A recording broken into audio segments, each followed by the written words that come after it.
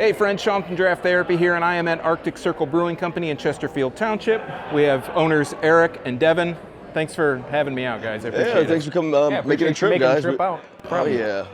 So one question that anytime you think of a brewery, you think of like, where did the name come from? Yeah. Where did you guys come up with the name? Yeah, so it was a childhood hangout for us in high school at my parents' house in the basement. So the basement had a constant chill, depending on whether it was summer, winter. Yeah. It was always like a cool 50 to 55 degrees. So we dubbed it the Arctic Circle. Right, so it was just like an inside joke that kind of stuck over time, right? Like even like once we got into like homebrewing out of my places at the time, we were just like, well, this is a new hangout. Let's call it the brew setup Arctic Circle, right? And it was like really only like one other like name option that we had at the time, which was, I don't think it would have made for a good public brewing company name. So this worked out really well. Right, I can imagine. Yeah. Yeah, and like you said, we get a lot of questions like that. People are like, well, we're not in the Arctic. And I was like, okay, well, it can have a general theme to it, and that's what we've kind of tried to carry forward here. We were talking on the way over here, like, they're not up north, so where'd the name come from? Right, so like even like in like the original logo itself, like there's kind of like some stuff that kind of pays homage to the name itself. So like the couch wasn't like, that basement couch came before the name itself, right? And then like the three silhouettes inside of the top of the logo itself is me, Eric, and our other buddy Brad, who we started homebrewing with. Like, and down to the detail of like, I always wear a hat, so like I'm in the back of the pack with a hat on in the middle there. There's Eric with a German beer stein, and then like in the very front of the pack is our buddy Brad, who no matter the season wears a pair of shorts. Yeah. So there's like little Easter eggs like that inside of the logo. And when we first had the logo done, we decided to have the longitude latitude as his parents' house where the name came from. Yeah. We had to make a serious decision. We shifted that because then people were like looking it up, and they were like, well, wait, this isn't where that's not where you that's are. not where the brewery is. So then we changed the longitude, latitude, now it sits right here. That's too much of an Easter egg, right? Yeah. Well, I like that you guys incorporated the couch, because even when you started doing, you have a YouTube channel and you would start talking from the couch. So that now it makes sense. At the time, I'm like, why are these guys always on a couch? Yeah, but now it was always like, something, totally and we were sense. like, honestly, the blue couch, I mean, it was just something that came out of, we're like, all right, so Arctic Circle, main color's blue. Went on, was it Craigslist or Facebook Marketplace or something? Yeah, just to like be able to find something that we wanted to do, like much like you guys, we wanted like a social media presence to be able to like be face forward with people and talk about our story and beer and the like, in a half-built brewery at the time. So what would pop quite like a blue velvet couch in the middle of a dusty room, you know? So. Yeah. And especially during COVID, I mean, obviously we didn't have the opportunity like others do to, go out in the community, host events, things like that. I mean, we were doing our build out in the middle of COVID. And so we weren't going to have that ability. So we were like, well, we really got to just push the social channel, get people to know who we are and where we are. So that way when we open, we kind of hit the ground running. Right, so like out of circumstance breeded some like a really cool outlet for us to do some creative stuff that we hadn't seen anyone else like do quite like us before. Well, because it's you guys are a two-man organization for the most part. I mean, at the top. Yeah, sure. So it makes sense to be able to control that, because you guys are like the sole brewers, you're the owners, you're here working. We came in to set up, you're obviously working the bar, all that stuff. For us, like if there's nothing on the to-do list from top to bottom that he and I don't have our hands in. Yeah, you have your hands on all of it. Yeah, it's important to be able to have that, especially as this thing starts slow and grows over time, and then also the necessity of being able to, not say cut a corner, but be able to like save $1, do a job yourself. Yeah. I'm not that guy. I can't. Little outsourcing here. Yeah, I'm like gluing my hands together and just silly We have stuff a logistics like that. department. That's right. We got a whole PR department now. So speaking of all the opening and everything, what's your guys' brewing background? I know you said home brewing. Is it mostly home brewing, just over time learning how to do this? Okay. And That was it. formal. Yeah, like we were just a couple of really ambitious home brewers who saw like the brewing industry starting to really expand, and we were big on the untapped thing. So like we would travel around, hit places, and like I guess like our watermark ended up being like, oh shit, like we don't have as much new beer on the market. Let's just start making our own. And so. And like we gave it a shot. We didn't know what the hell we were doing. We didn't know research beforehand. No, we went and bought a kit and the equipment we needed. Had some guy give us some advice on ingredients, and we ran with it. Yeah, that was pretty much it. 'Cause like it was just like a passion for drinking of the beer, and we figured like we could figure out how to make it after the fact. And like starting with the homebrew kit, it is pretty straightforward. And then you start to learn more tricks and techniques as you continue to go along with it. But really like us home brewing though, it started with a really creative beer, and that just like immediately went into us just being like pretty much all experimental beers as home brewers. Like we very rarely did anything straight and narrow. So that was Well, I would think that way too. You can start brewing stuff that you're interested in. You know, there's there's a hole in the market or something that I like that I'm not getting. Just going to the store and that was us. picking it We up. were big on whether it was sours, again, like really random combinations of flavors. Oh yeah. And just doing it that way, because again, I mean, we're brewing for ourselves. So at the end of the day, you know, we have people that were like, well, do you know how to just brew a straightforward IPA? We're like, yeah, we could do it, but it's not. That's not what interests us Like, as homebrewers. If I got to drink 48 bottles of it, I want Dripper, that. I go buy Exactly. Dripper. Yeah, exactly. Yeah, I yeah. want Oberon, I go buy Oberon. You know, and like that was kind of like always my thought process. We had a couple of buddies who like started homebrewing like a week before we did. Like they like got into it because they wanted to do clones and whatnot. I'm like, I appreciate that as like a brewer. Like there's still skill and technique that's required no matter what it is that you're brewing. But I'm like, but you know, make it your own thing. You know, Yeah, like a and, learning like, experience, that's fine, but it's like, and that's where I find a lot of joy out of brewing, right? Being able to carve your own lane in a sense, and like start doing our own thing. And Lord knows we got really wild with it. So, got you pretty great. definitely got far down the road of like, all right, that doesn't work. we won't be doing that again. Yeah. We had a period in time where like we just brew a batch of beer, and then but two guys was like, oh, Devin's just going rogue, and I just like drop off a case of bottles to him like a month later, go, hey, here's what I did, here's what it's to taste like, enjoy. Yeah, I can't handle this anymore. Please take this off my hands. Yeah. And that kind of breeded, I mean, obviously he's donning the shirt here, but I mean, that dawned the idea of our beta test small batch beers that we do, because it's the same idea. It's something random that comes about. I'd say we probably have a 50% hit rate of things that we put on like small batch, and then we scale up because people love it. It's just it's a good breeding ground for getting the feedback from people, what they think of the beer. And it lets you know what you should be focusing on, and maybe didn't work out so well, or people aren't ready for it yet. So you guys opened in July 21.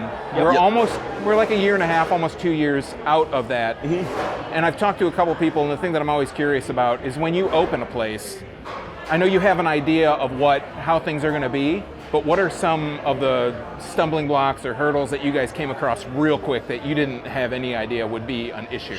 Like that laundry list is long. Yeah. Because like we like almost had like a bit of a setback with just world circumstance, right? You budget for X amount of dollars to do a brewery. We did our fair share of research coming into this thing, right? Like, hey, we expect to spend X, Y, and Z, and everyone else in the industry told you what to expect and pretty much confirmed it. And then we had cost of a 2x4 go up 50%. So like global pandemic. I mean, stuff you can't plan. Yeah. So like just from like a starting point, we had a pretty raw tap room. Like we had pressure out of necessity to get to a starting point because you're like running out of money. You can't continuously kick the can anymore and try to spruce up what is going to be everyone's first impression, right? So you have to find creative ways to just make it a cool space in general. So like that sort of a thing kind of like hindered us initially, right? Yeah, I would say that. I think for me, I mean, I handle a lot of the business side of things. Like running a business, completely new to both of us in terms of doing that. Payroll and taxes and like all the licensing and all the stuff that, and luckily we have, again, as he mentioned, friends in the industry that really steered us in the right direction to say, hey guys, like this is what you need to do and this is the order you need to do it in. But I think that was the biggest thing of like, it's a lot, and to be, you got to be on top of it because obviously that's when they pull stuff and then you can't serve beer. So I think there's that, like you said, the challenges in terms of, budgets and things. And then like, I know we're like, this is a area specific thing to us, but like, we are located in Chesterfield, Michigan, right? You look around in this intersection and there's a lot of big box brand names and whatnot, not to name any of them, give me any shine on your platform. We're here to talk about Arctic Circle, damn it. That's right. It is a big box industry over here, and one thing that people come into a bar wanting to experience is a consistent food menu. Yeah, it's cool to have creative food trucks come in and bring you a little bit of variety on that standpoint, but we do like kind of sense the need to bring it internal because that is like what our competition is still locally, despite us being in a far different industry than everyone else. Yeah. Yeah. So, I mean, I think, as, like you mentioned, like this area, It's just not like, I mean, you go plenty of other places where it's the typical setup is breweries don't have kitchens, they have food trucks, everybody's cool with it, Right, and they bring in status quo. outside food. It's like we tell people like, yeah, you can bring in your own takeout, and they're just like, yeah, I'm gonna go sit down at a restaurant, and it's just that's just what it is out here. And I think we're learning that. I don't know if that's necessarily unique to you. I know at least maybe it's just like a overtime thing. You know, people aren't used to it. And they're like, really? I can bring my own? That's weird. Or you go to a place and they have the takeout menus of all the different places in the area that you can get food from, and a lot of people are. I think it just takes time to get used to that, especially if it's. I mean, obviously we're not like in the sticks where nobody, they don't have running water or anything. But it's just like a new. It's a. There aren't a lot of breweries around here. Let's face it. Like you guys are in an island a little bit. We're 9 miles from the nearest one, so again, we are having to, in a way, recondition people who haven't experienced a wide cone of breweries, right? So like when, I guess to the earlier question, like when you're the first to the whale in a remote area, and you almost have to do your due diligence on providing something to the people that they're accustomed to. And that's something like, was a blind spot for us, certainly coming into this thing. With the pandemic, you guys basically opening near a little bit of the tail end, but it was still hot and heavy, right? Oh yeah, very much so. That kind of I want to ask the question, I know the answer already, but how important are your regulars, are your local people? They have to be like your life's blood, especially when you open up like that, because it's hard to get people to come out at that point. You got to rely on those people to come back. So you have to put out a consistent product at that point, right? You don't want somebody coming. 100%. I mean, our mug members, the regulars that we have come in, whether it's we've done weekly trivia for well over a year now. The people that come in every Wednesday and do trivia, again, our regulars that come in, 1 or 2 times a week. Like you said, those are the ones that, it's like, hey, if you got a lot of them asking, saying like, when we didn't have like a light beer like a Kolsch, they were like, we want light beer, light beer, light beer. Yeah. Bam, put the Kolsch on. Pretty good. Exactly. And that's it. It's the Kolsch, it's always on. And it became, That's good to know. Yeah. And it became a thing where it's like, hey, this is, you're having this contingent of people that, this is what they want, and you kind of cater to that. But yeah, I mean, they're, like you said, the lifeblood of the place, keeping it running, yeah. We have like 2 or 3 creative beer events that we like to do annually. Like those things will bring people from far and wide. Like it's the Sour Magazine Day. We do this at the end of last year, or like starting at the middle of last year. I had this ridiculous idea. Every 60 days, I'm gonna put out 6 to 8 sours. Very, very dumb idea. It's a lot of logistical nightmares. Shout out to the HR department. But yeah, like coming up with these ideas and then like trying to schedule it with not too much of an overlap of what you put out the last 60 days. Yeah. And like the last one we did, we had guys that drove in from like downriver, people that were up in the Thumb came down, and it was like one of these like, okay, like that then gets people on a weekend to come out of their way to a place that is by and large a pretty local establishment. And then like that helps the brand grow when you can do something outside of the norm with some regularity and drive some excitement. Yeah, that's a great idea. It's just, it gets your name out there too, because you're doing something different. Because a lot of places, we have some places that do so many days of stouts during the holidays, or they do their holiday themed beer, but especially if you're not doing it on a holiday, you're just kind of like, it's the middle of the summer. Yeah, everybody loves sours in summer. Yeah, or even obviously right around this time, obviously we've got Fat Tuesday coming up. Tons of places do the jelly donut thing. It's the punchki thing, everybody does it, and we kind of pivoted, and something that we did even homebrewing was breakfast in New Orleans. So Cafe Du Monde, you play more off that Mardi Gras angle versus the Fat Tuesday angle. Yeah. And it's something completely different that isn't in our marketplace. And so, he's like, yes, sir. Yeah, zig when everyone else is zagging. And it's like sometimes like a motto of the brew room side of things. It helps us stand out just a little bit more because Hamtramck is right down the highway from us, but every brewery between us and them makes a punchki beer. So it's like, that speaks more to going out of your way and having something that's more unique to the day itself than the other options. So with this place open, I was mentioning before we recorded, John and I came in here for your soft open, and it looks totally different from when it did then. It's almost been 2 years at this point. But What is the vibe? What is the style of beers that you guys are focusing on? Is there a specialty that you like to focus on, or is it more of a broad kind of, we're just trying to do traditionals more, you know, I think the we're best way that we can do it? like on a beer side of things, just kind of like we have listened to the people, and we're now like, for lack of a better term, playing the hits. But with some of that creative stuff, we recently expanded the tap wall from a 10 beer option to a 16 tap handle system. So like that gives a little bit more flexibility to do some of that wild and crazy stuff. But ultimately, like we know kind of what plays well. It's the Coast Amber Lager, the New England IPAs, and if you can keep on a sour and they don't burn through it too quickly, keep on a sour as well. And like it's kind of like a tried and true sort of across the board for the industry by and large now, especially with the rise of lagers coming back into the forefront, which is great to see, by the way. I know. Right? Yeah, we've been in love with that too. Yeah, absolutely.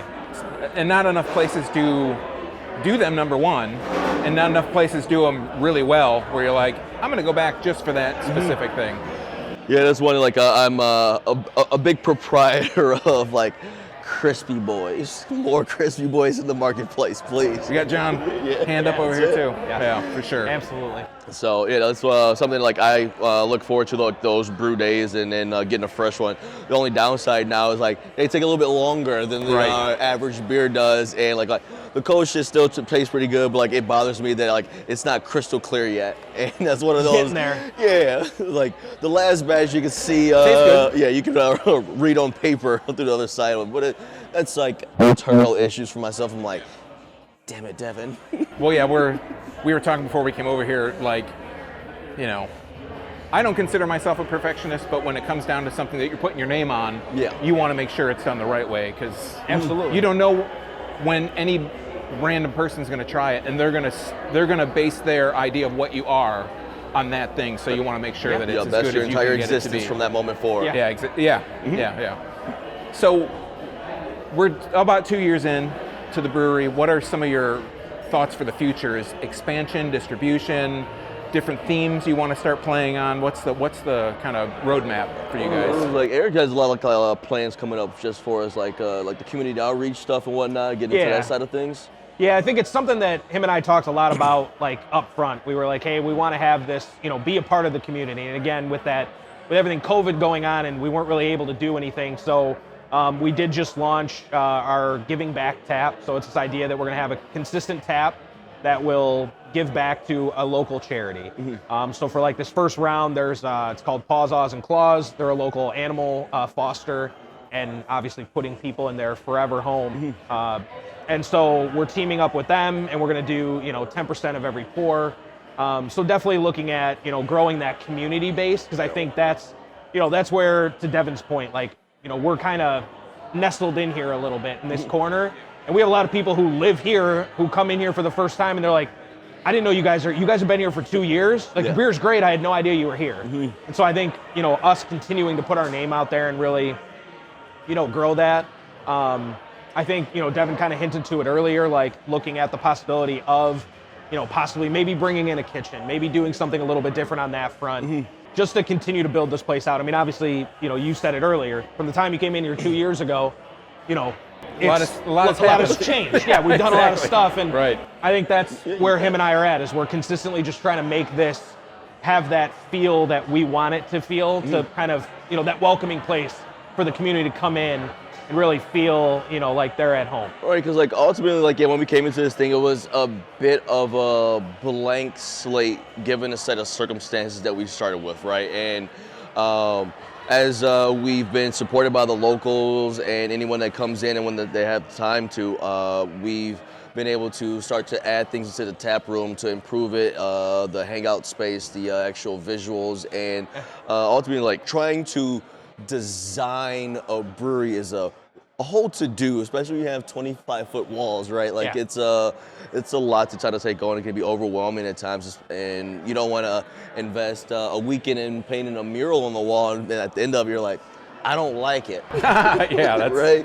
So like worst case scenario. Stuff like that, but like now that we've kind of had time to settle into our space and figure out what the people are coming in, frequenting it, we can now do more stuff that kind of makes the space much as part of us as it is a part of them. Yeah. Yeah. But I mean, and I know you touched on like distribution, other things like that. I mean, you know, we've more recently started getting kegs out there, like trying to get to different places and say, hey, you know, we're on tap at, you know, Steampunk or Ale Mary's or, you know, 8 Degrees Plato, like just trying to get some stuff out there. But even especially locally, like trying to get to some of these restaurants and bars that are in our community to say, hey guys, like they're right across the street. It's an easy jog and you can get there. And again, it's just bringing more awareness to us because unfortunately, you know, there's not a tall sign at the end of the aisle there telling people that's where we're at. With the big red arrow. Yeah, that's what we're missing. So I think this kind of will help to continue to bring people in and you know, really fill out the space. Well, even getting that one beer out there locally to say, hey, if you like this, they got 15 other things you might really love. And that's the thing. It's like we're going, you know, it's like, hey, the stuff we're putting out there, let's go with majority of it being very somewhat basic because it's like you get those people that maybe they're not full-on craft beer drinkers, right. But then they'll come here and they'll drink the Kolsch, the Amber Lager, whatever it is, and they'll bring their friends with them who actually like drink a lot of craft beer, and then it becomes, you know, more of a hangout versus, the craft beer drinker dragging somebody who doesn't like craft beer here, and them saying, what's your closest thing to Bud Light? Right. Yeah, exactly. You have a Sam Adams? Right. No, we don't have that. Yeah, we don't serve that. Fresh out. Yeah. So. Damn, you just missed it. Anything in the future that you guys want to tell us about? I know, like, just like within like the coming days to come, like February 25th, like our Mardi Gras party, like that'll be the last Saturday of this month here, and it'll be our second annual release of the Breakfast in Nolo, which will be a seasonal staple for us. So when everyone's zigging with Pomsky beers, we're zagging with true inspired New Orleans beer.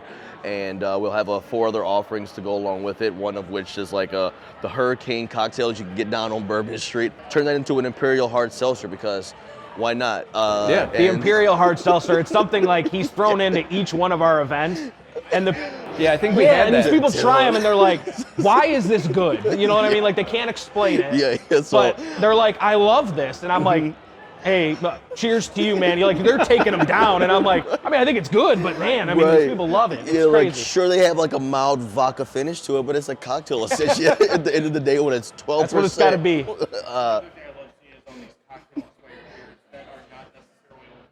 Yeah, so I did a small batch for a Imperial Stout that I soaked some oak chips and Sazerac rye. We're just doing 5 gallons of it, and we'll just sit it on some staves essentially, and then we'll put it out with some sweet lemon peel, just lemon peel and a little dash of some grenadine inside of an Imperial Stout. We'll see what happens. Never done it before, but that's what small batches are for. Yeah, Get wild with it. I think it's just a good idea to have something that, you know, maybe people aren't expecting. You know, just go a little bit outside the box. Yeah. People like to be kind of pushed out. I know I do. I can't speak for everybody, but sometimes it's nice to be pushed outside your comfort zone. Yeah. Because then you try something you would have never tried before. No, we get a lot of people that'll sit down and like, was it, I think it was not this past sour day, but the one before, the one with like the Tabasco. So we did a sour with sriracha, lime, raspberry, and something else. But yeah, it was one of those where like it was very polarizing. Like there were some people who could like have one sip of it, couldn't finish it, and then there was other people who like had multiple glasses of it. They're like, this is the best sour I ever had in my life. I'm like, I fell on the latter half where like one sip and go, that tastes exactly what I was going for. Not for me. That's what I was going for, but I don't like it. Yeah, I don't like it. But that's something like I really enjoyed though, is like that small batch stuff. It's an absolute headache making 5-gallon batches and for very small profit margins, but I do it for the people because I want them to have something to look forward to weekly with a Tuesday beta test. Like that's a really cool feature that if I was just on the consumer side of things, I would be a huge fan of that, and like, yeah, I'll do it.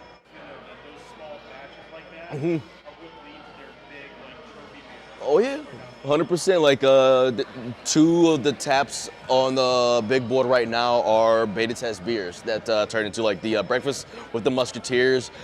One day driving into work, I had to fill up the tank at the gas station. Like I saw Musketeers bar sitting on the shelf and go, why not? Give it a go. Yeah, so like imagine me at the checkout of a Sunoco just with a counter full of Musketeers bars and them being like, "Are you okay, sir?"